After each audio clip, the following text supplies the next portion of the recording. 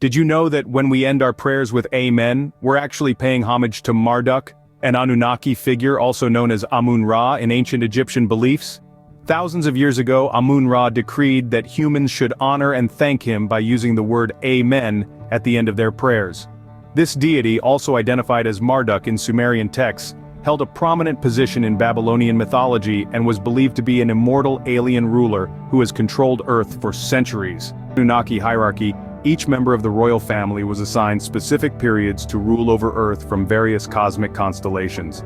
However, a significant flood event led to Amun Ra's time to rule being overshadowed. The Anunnaki and Atlanteans, hailing from Nibiru, were part of a diverse civilization. The Anunnaki royal family traced their lineage back to both reptilian Draconian and Lyrian Syrian ancestries, originating 12 million years ago. This lineage emerged from a peaceful marriage pact between a royal reptilian female from the Orion Empire and a Lyrian Syrian male from the Galactic Worlds Federation. This union brought about a period of harmony and gave birth to a new hybrid race. These warrior-like beings were muscular and displayed a range of dark and light skin tones. The full-blooded royals were described as having skin so dark it would look like Arcturian blue to human eyes, with facial features resembling those of African Asiatic people. This is what we recognize today in ancient records as the extraterrestrial Anunnaki royalty. They served as the paramount monarchical leaders of Nibiru's diverse civilization. Interestingly, they are the dark-skinned, muscular gods depicted in ancient Sumerian civilizations, some towering up to 8 to 10 feet tall. In this lineage, Marduk was the son of Enki, the eldest and most knowledgeable prince of Nibiru. Enki's mother was of Pleiadian heritage and he was widely known for his wisdom and strength. Enki, in turn, had a son named Marduk, also known as Amun Ra. After many years when Marduk ascended to power on Earth, he decreed that whenever humans communicated with the divine, they should direct their devotion to him and conclude their invocations by uttering his name, Amen. Lyzation Amun Ra used his reign to subject mankind to dehumanization, assault, slavery, genocide, and destruction, all in the name of his singular religion. According to biblical texts, Amun Ra commanded figures like Joshua and Moses to commit horrific acts, including the slaughter of children and the assault and sacrifice of innocent men and women in cities that worshipped other Anunnaki aliens.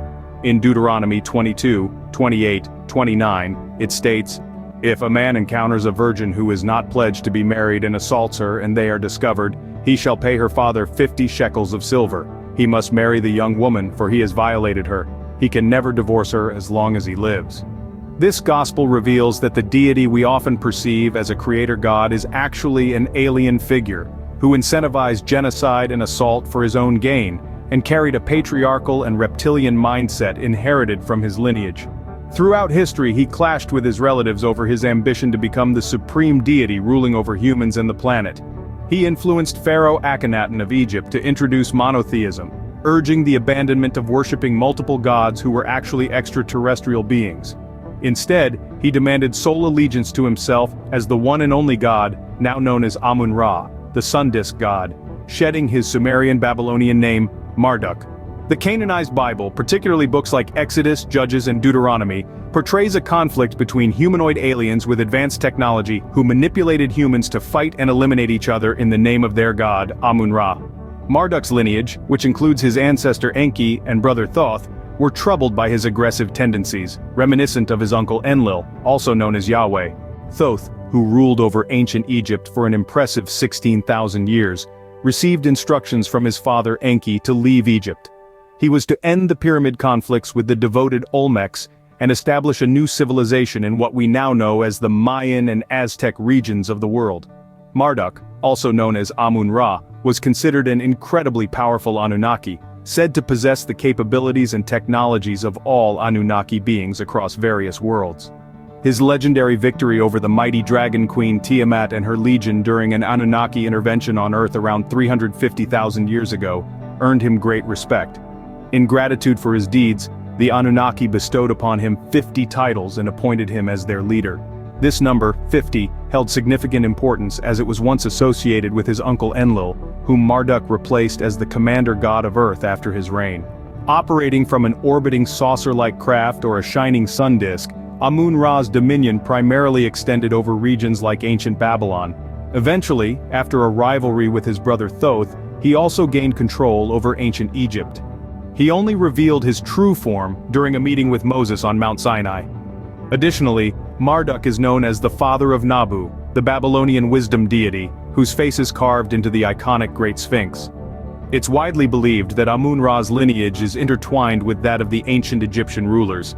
Traces of this royal ancestry, such as the lineage of King Tut, persist in modern humans through breeding and advanced genetic technology.